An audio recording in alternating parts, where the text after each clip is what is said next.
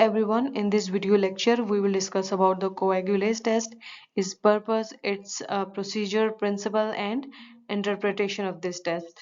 So the coagulase test is to determine the ability of the organism to produce coagulase which clots the plasma. कोएगुलेज जो है वो जब micro organism produce करते हैं तो उसका मकसद क्या होता है? वो बैक्टीरिया जो ये एंजाइम प्रोड्यूस कर रहे हैं वो जब जाते हैं बॉडी के अंदर ही, जैसे ह्यूमन बॉडी को इन्फेक्ट करने के लिए, वहाँ पे जब उनके ब्लड में मौजूद प्लाज्मा तक पहुँचते हैं तो वहाँ पे क्या करते हैं, ये कोएगुलेज एंजाइम जो प्लाज्मा है उसको क्लॉट कर देता है। उसका फ़ायदा जो है माइक्रो ऑर्गेनिज्म को ये होता है कि वो अपने इर्द-गिर्द एक प्रोटेक्टिव बैरियर बना लेता है, जिसकी वजह से जो होस्ट के इम्यून सेल्स हैं वो उसको अटैक नहीं कर सकते। तो इस तरह से ये बैक्टीरिया के लिए बेनिफिशियल हो जाता है ये एंजाइम।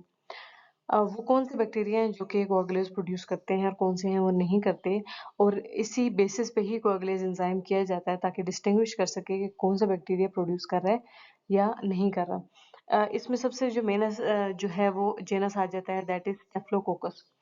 स्टेफिलोकोकस की भी स्पीशीज होती हैं जो मेनली जो स्टेफ ऑरियस है, स्टेफ सेप्रोफिटिकस है, स्टेफ एपिडर्माइडस है, स्टेफ हेमिलिटिकस है। तो इसमें जो मेनली स्टेफ ऑरियस है दैट इज कोएगुलेज पॉजिटिव, जबकि बाकी जो स्पीशीज हैं वो कोएगुलेज नेगेटिव होती हैं। तो इनको आपस में डिफरेंशिएट करने के लिए ही यूज किया जाता है।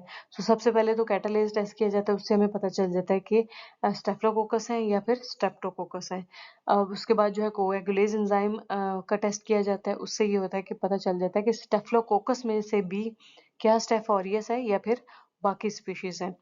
तो it is used to distinguish the coagulase positive staphylococcus from the coagulase negative staphylococcus.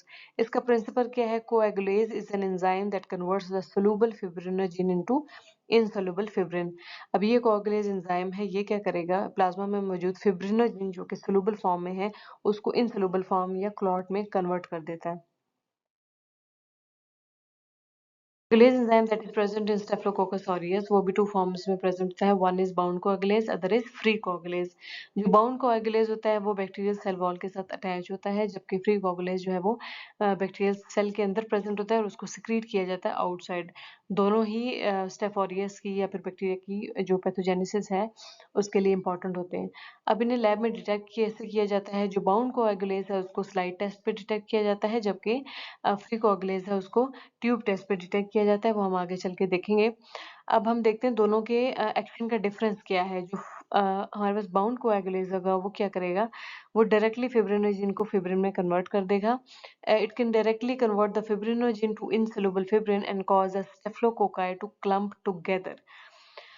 अब जो फ्री कोएगुलेज है ये क्या करेगा? ये करेगा कि free coagulase will react to coagulase reacting factor, यानी फर्स्टली ये इसके साथ रिएक्ट करेगा, फिर ये एक्टिवेट कराएगा स्टेफाइलोथ्रोम्बिन जो कि स्टेफिलोकोकस के अंदर प्रेजेंट होता है।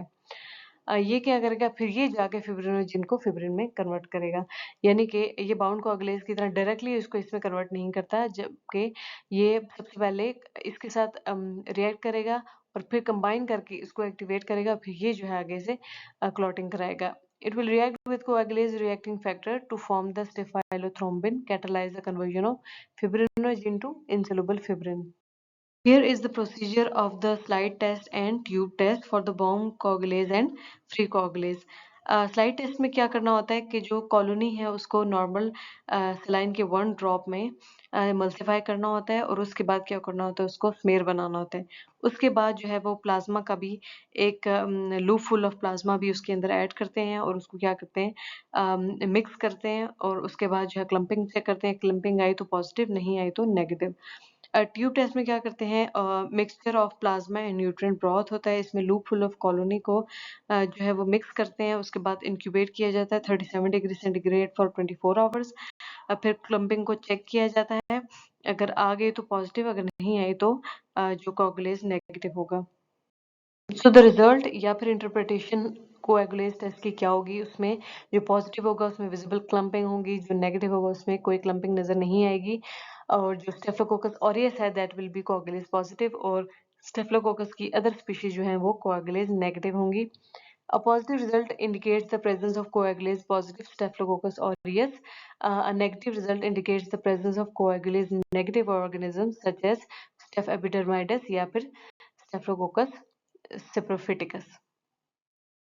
एन इम्पॉर्टेंट थिंग कि सम टाइम जो कोएगुलेस स्लाइड टेस्ट होता है वही इनफ होता है जो आइडेंटिफिकेशन की कंफर्मेशन के लिए। बट अगर तो स्लाइड टेस्ट वीक पॉजिटिव आए तो उस केस में जो ट्यूब टेस्ट है वो करना पड़ता है ताकि आप आइडेंटिफिकेशन की कंफर्मेशन कर सकें।